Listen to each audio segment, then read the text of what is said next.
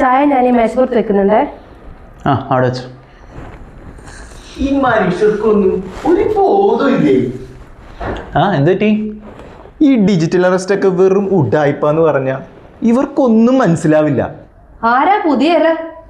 Digital അറസ്റ്റിന്റെ പേരിൽ ഒരു ഡോക്ടറുടെ 1.5 കോടി രൂപ നഷ്ടമായി.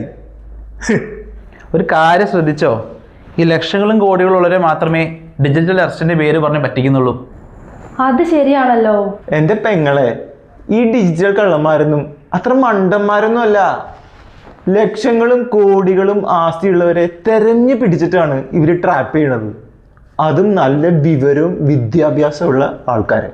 എനിക്ക് മനസ്സിലാത്തതേ, ഈ വീഡിയോ കോളിലൊക്കെ ആരെങ്കിലൊക്കെ വന്നിട്ട് നിങ്ങൾ അറസ്റ്റ് ചെയ്യാന്ന് പറയുമ്പോഴേക്ക് ഈ ആളുകൾ ഇങ്ങനെ പേടിക്കുന്നതാണ്. ഒരു ചൊല്ലുണ്ട്, ഈ കള്ളന്മാരും അത്രേ പോലീസിനെ പേടിക്കുന്നത്.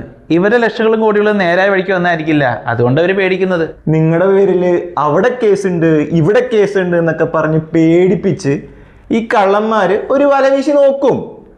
കിട്ടിയാ കിട്ടി, പോയാ പോയി, അത്ര തന്നെ. എത്ര അനുഭവങ്ങൾ ഡെയിലി ഇങ്ങനെ ന്യൂസിൽ കേൾക്കുന്നത്. 4 മനുഷ്യന്മാരും വല്ലതും പഠിക്കുവോ? അതുമില്ല. കോഴിയൊട്ടന്റെ തലയിൽ പൂടെ ഉണ്ടോ എന്ന് സംശയിക്കുന്ന പോലെയാണ് ഇവർ പേടിക്കുന്നത്.